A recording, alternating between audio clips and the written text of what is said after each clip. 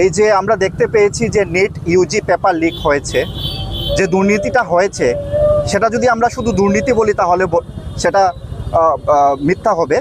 এই দুর্নীতি শুধু দুর্নীতি নয়, লক্ষ লক্ষ ছাত্রের ভবিষ্যৎ, ওদের আশা, ওদের কঠোর পরিশ্রম নিয়ে বর্তমান বিজেপি সরকার যে ওদের লাইফ নিয়ে খেলছে, সেটার বিরুদ্ধে আজকে আমরা এই প্রতিবাদে সামিল হয়েছি সবাই।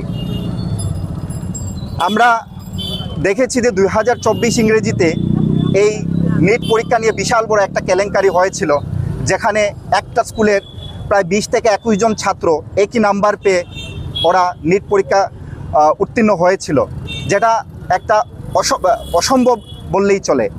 কিন্তু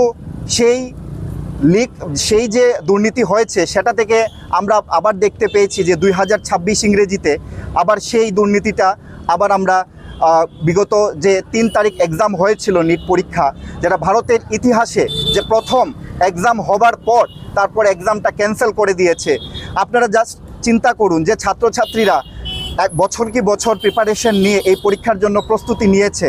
আমি ত্রিপুরার কথা যদি বলি, ত্রিপুরার বিভিন্ন ছাত্রছাত্রী আছে যারা রাজস্থানের কোটায় গিয়ে এই নিট ইউজির জন্য প্রিপারেশন নেয় ডাক্তার হবার স্বপ্নে, কিন্তু এই পরীক্ষা যে গত 3 তারিখ যে পরীক্ষা হয়েছিল সেটা ক্যান্সেল করে দেওয়া হয়েছে। এখন আবার নতুন ডেট দেওয়া হয়েছে জুনের 21 তারিখে। এই যে আপনারা চিন্তা করুন যে স্টুডেন্টদের যে মাইন্ডসেট, অনেক স্টুডেন্ট আছে এমন যে কোটাতে ওরা প্রিপারেশন নিয়েছে, পরীক্ষা শেষ হয়েছে, আর আবার ত্রিপুরাতে চলে এসেছে, আবার ওদের যেতে হবে, লক্ষ লক্ষ টাকা খরচ হবে। এটা কি গভর্নমেন্ট দেবে ওদেরকে? গভর্নমেন্ট এই স্টুডেন্টদের যে লাইফ নিয়ে ছেলেখেলা করছে, এটার বিরুদ্ধে আজকে আমরা সবাই সমবেত হয়েছি যে গভর্নমেন্ট